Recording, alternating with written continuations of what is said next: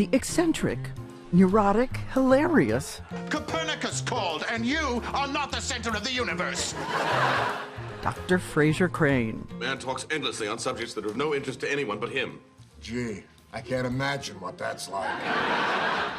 For 20 years, we watched Kelsey Grammer on his own show, Frasier, and before that on Cheers, where Dr. Crane was the endearingly pompous misfit in America's favorite bar. Hello, Sam.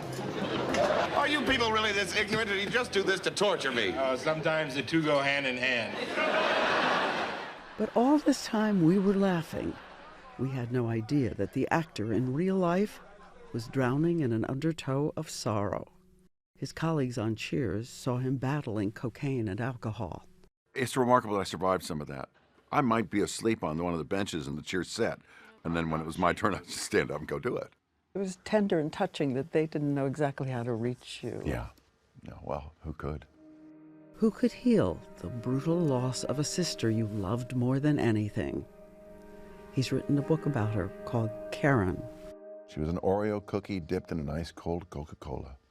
She was a poem, a light, fun, innocent, and wise. Brave, a warrior, a sister, the best sister. And you were older, but you say she was bolder. She was. I was older, she was bolder.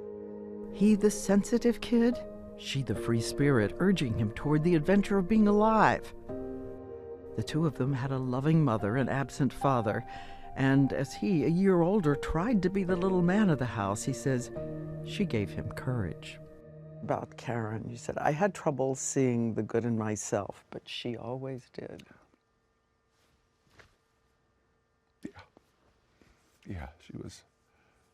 I don't know why I spent so much time feeling like I was coming up short. And I always felt like I was missing it, you know, just a little bit behind the game, not quite up to it.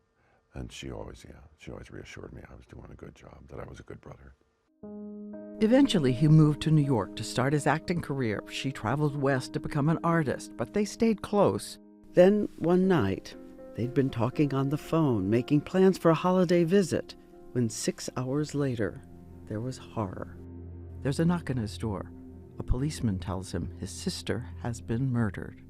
1975. Yeah. 50 years this July. That's right. Yeah. As we go back through this odyssey, you tell me if it's something you want to tell or if it's too hard. You'll tell me. I'm fine to go through some of it, yeah.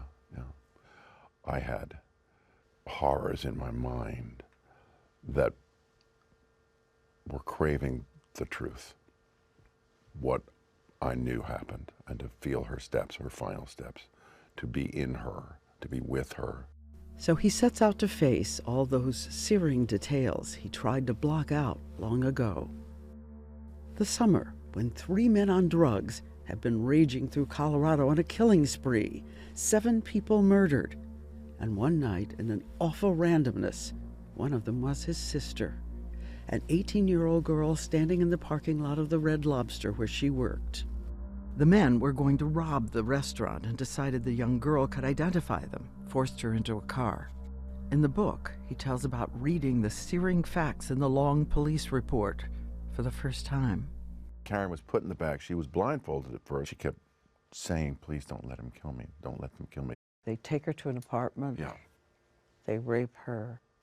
They put her in a room, in a bedroom, and they went in and took turns with her. And then they brought her back out and drove her to this trailer park. With a 4-inch blade, they struck her over and over. 42 times? 42 stab wounds, yeah. And that loving brother, now a man in his 60s, even goes to the site where she was stabbed. To the Red Lobster where she worked, to the parking lot where she was spotted, to the place where she was stabbed and crawled where she would die. He learned from the police report how she fought to live while trying to crawl towards help. She still crawled. Yeah. That was amazing. I'd never read that before, that her, the blood along some of the trailers that she walked along were at 3 feet high, so she was basically on her knees trying to make her way to some help somewhere. 400 feet. Yeah. God, and the life force she had all the way to the end. Mm-hmm. The fight that she had some real stuff. She was the good stuff. All these years later, he stood at that crossroads. I stood where I could not be so many years ago.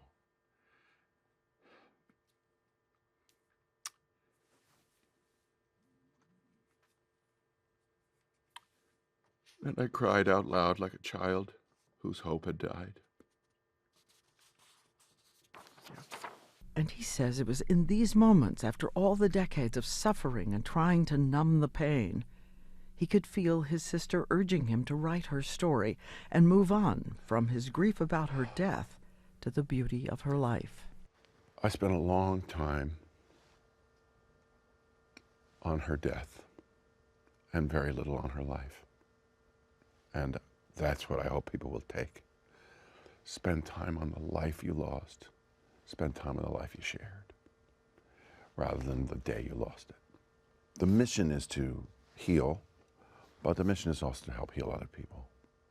And by introducing them to Karen, it is my hope that they're reintroducing themselves to the loved ones they've lost in the same way. Dedicated to the radiant girl in his favorite photograph, I was reminded of some lyrics he sang once for a musical about memory and the life still to live. Let your memories melt into mist. They'll no longer exist in the new world. Bury your pain. Boy, you sure resurrected something there.